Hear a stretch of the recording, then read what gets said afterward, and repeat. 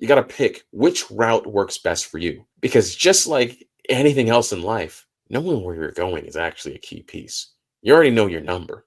Now you got to focus on how do you want to deploy and best use your time going forward?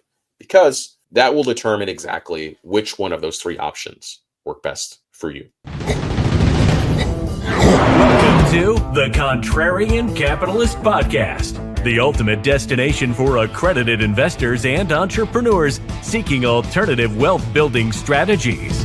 Discover how to fast-track your journey to wealth and time freedom by thinking outside the box. If you're ready to join the ranks of the Contrarian Capitalists and learn the most effective ways to reach your financial goals faster, you're in the right place. Let's get started with today's episode of the Contrarian Capitalist Podcast. Thank you once again for listening to another episode of the Contrarian Capitalist Podcast. I'm your host and your favorite silverback, Sylvania Harrod. And on today's episode, I'm going to continue on the series of 90 days to stop sitting on cash and start building real wealth. So on last episode, what I went through is I started talking about knowing your number. And the real reason why you're stuck is because you haven't made a choice. So get to know your number, understand where that's at.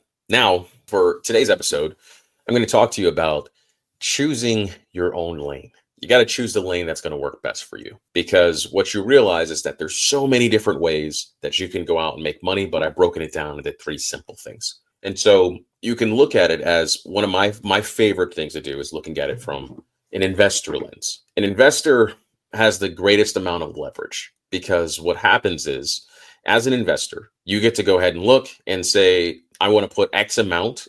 I believe in these operators, and I really believe in what they're doing. And this is called a security, called either a fund or syndication. So these funds are managed by, you'll hear me use the term GP, or a general partnership team that has experience in particular assets. So there's tons of different types of funds out there. There's ones going from oil and gas. You can do small business. You can do real estate. You may have heard the term fund via an investment fund, or you may have heard it from venture capital fund. The precursor to the word fund determines exactly what type of assets they focus on. So for me, I like to look at things I just call it real estate centric. The one thing that happens is that I have a lot of earned income. And so because I've earned income, the thing that I'm looking to do with real estate I consider as a wealth preservation tool, whereas a business is a wealth generation tool. And the difference is that, like, on a business, you can have unlimited amounts of leverage. You can go ahead, you can open up more locations, you can take on more clients, you can change the business, you can acquire a different business. There's so many things you can do with business, which means when I say the word leverage, I'm talking about how much it can scale as far as dollars and cents goes. With real estate, if I buy a single family house, unless there's some massive zoning change, I can't really go build a 60-story skyscraper unless they change the laws in zoning. So real estate, typically the asset you buy is the asset you buy. Like, you may can do some type of conversions. You're seeing it kind of in the commercial space where people are taking that, turning it into residential. But for the most part, there's only so much return you can get from it. So when I look at different funds, I typically invest in things like real estate, oil and gas, because these are things that have lots of depreciation. So I can take, when I said wealth preservation, so I can take the depreciation and match it against my earned income so that I'm able to reduce my tax liability. This is why you'll see a lot of super wealthy people will go ahead and acquire particular assets based upon tax law. If you don't like the rules of the game, don't play the game. It just is what it is. So when I look at that, there's a reason why I like investment funds. The thing about investment funds is all ones have different terms. So the terms it may hold your money for 4 years. Kind of the average, especially when you get to larger funds that have been producing for a period of time, your money may have even held up for 7 years. Just depends on the term. Traditional real estate that's ground up construction, you're looking at 3 to 5 years before you start getting a return. The reason being is that not only do you have to buy the land, you have to go through the entire entitlement phase, which means like getting permits, getting things to a place where it's called shovel ready. And then you have to construct the building. So once you construct the building, then you start leasing the building. What ends up happening is that there's a long cycle of what the money's going to do. And then they wait until they get to refinance stage. Now, the beautiful thing about it is that you're buying, when you put money into that fund, you're getting the property at its lowest amount possible. Because once an asset like a building, or let's say an apartment building, is fully built and constructed, and it's at the occupancy rate, which is the amount of people gets there, so it's about 80 a year, that's when it starts producing cash flow and it moves into the green. Well, anytime you buy an asset that's already stabilized, it's more expensive because it has more value. It's similar to if you've ever went out and bought a house. If you buy a house that's a fixer-upper, it's going to be much less than if you buy a house that looks like it just rolled out of the map of Pinterest. That house is going to be way more expensive because it has everything done to it, and it's already at a place where it's producing. If you look to go buy Airbnbs, same thing. Airbnbs that are already been running and already has 5-star reviews are going to cost you a hell of a lot more than if you just bought the property before it had any of that stuff. Just understand that part of the cycle. So money can be held for 3 to 5 years, but you can get returns about 15-20% year over year, depending on the asset that's there. Let's just use a number, 20% for simple math. So if I go ahead and I put in 100 grand, I know that over the course of maybe that 5-year period of time, if I'm getting a 20% return, I'm going to get 100% of my money back. So if I put in 100 grand, by the time year 5 rolls around, I should be cut a check for 200 grand. And every year along the way, I was able to go ahead and get depreciation to offset my current costs. That's one simple way for a fund. So if you look at it from there, like funds, there's multiple different types. I won't go into it. Maybe I will do some reviews. If you guys want me to, I'll review some different funds and just tell you the ins and outs and how to be able to read documents. If that's for you, let me know. All game on for you. So first level is an investor in a fund. You have the ultimate amount of leverage because you're going to get a return and you don't have to be involved in day-to-day operations. Second phase, looking at, is things like the acquirer. The acquirer's job is you're going to go ahead and you're going to buy a small business. We've heard about the great of the baby boomers getting older, going through. There's so many different types of companies that are out there that you're able to acquire. And so through that process, what you're looking at is you're going to look at kind of 3 years of returns of audited financials. I want to see what the numbers are, what the company is doing, and what the owner or operator paid themselves. It's a great opportunity because what happens is you can go buy something. Like if you're in the moment where you don't have the timeline of waiting 3 to 5 years and you're just ready to get out and go straight into the jungle, entrepreneurship through acquisition is one of the best way to do it.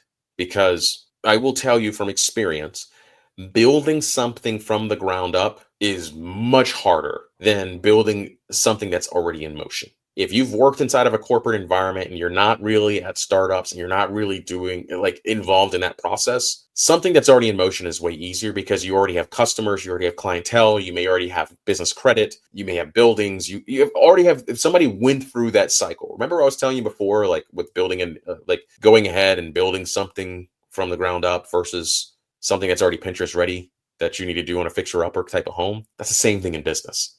It'll cost more, but mentally it's not as draining as it is starting something from scratch. So ETA is one way you can go through, acquire a business. Now with the different requirements that's happening with SBA loans, one of the things you can look at is making sure you can find capital partners who are willing to help you get started to go ahead and buy that type of business and go through. But I have a partner that I work with. That's all he does all day long. You'll love his episode.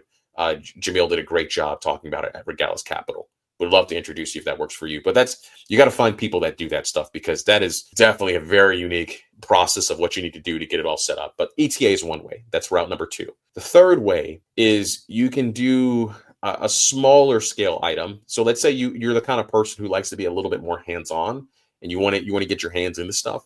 I do this too. It's going ahead and you can get into real estate, whether it's owning a short-term rental, whether it's doing a fix and flip, whether it's a buy and hold. That's kind of the third way. I look at that more of like the builder, because if you're the type of person who likes hands-on type stuff, because as we started hands off, we go to the place where you're still going to be hands-on, but you're in an actual business, and this is hands-on for like in physical real estate. You can go through the fix and flip, because here's the reality. People, I've learned this time and time again, people don't like doing work. and they don't like buying fixer-uppers. They will do it if they absolutely have to, but you will see that a house will move faster on the market if it already looks like what it does in Pinterest pages. And what I've learned over time is that you're paid indirectly in your level of compensation is tied towards the level of the problem you solve. So if it comes to a house, if you look at the house and the house is dirty and junked and has all kinds of stuff, people didn't take care of it, you're solving a problem for somebody else. Somebody wants to have a house that is worthy for them to show their friends, to post pictures on the interwebs for, to bring their family over, to have Christmas dinners, Thanksgiving, etc., the holidays. They want those things. But the thing that they don't know how to do a lot of times is managing contractors, managing the process of what's required to get that place to look kind of how they want it to look like on the internet. So by solving that problem for them, you're able to buy an asset when it's distressed at the best level possible and get it to a place to where it's stabilized. Remember that conversation from the fund? Distressed, stabilized. And that gap between distressed and stabilized is where you're able to earn your income. That's what a fix and flip does. Because if you're going to fix and flip and rent it or whatever's going on, you're still buying it as distressed. And through that cycle of distressed, you have the opportunity to go out and get the greatest return possible. Because on the other side of great earning potential is this 4-letter word called work. So you're going to manage the contractors. You're going to manage the people that are going along through that process. Or if you're getting started, partner somebody who actually does those things. Because one thing I've learned, for especially those that do lots of fix and flips, is that there's always lots of fix and flips. And with today's day and age, man, you don't even have to be in the area, y'all. I've done buildings I've never been to. I don't have to go. Great operator with great teams, great experience, and what they need more than anything else is capital. So I helped them with capital, and boom, you get properties, doors going through, money is cycling, and before you know it, you have this engine kind of running. And the way I look at it is every time I know a larger commission check is coming in, I calculate what type of asset can I get out of that property there, and then it's rocking and rolling, baby. And that's kind of the fun thing that's available for you as you're going through these different steps. So as a recap, there's 3 things. You can invest in a fund. That's called an investor.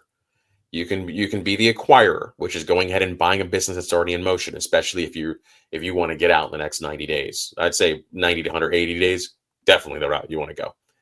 If you're more like, I'd say this one's more like a 3 to 5 year plan.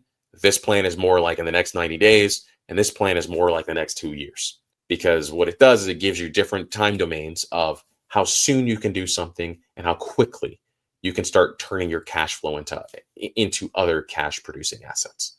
And that's really it for it, y'all, is you got to pick on step 2, you got to pick which route works best for you. Because just like anything else in life, knowing where you're going is actually a key piece. You already know your number. Now you got to focus on how do you want to deploy and best use your time going forward? Because that will determine exactly which one of those 3 options work best for you. So as always, if you have any questions, feel free to comment on any of these videos. Shoot me a DM. I'm here to respond to you. And as always, my friends, stay hungry, stay humble, and stay grateful. Until the next episode, cheers.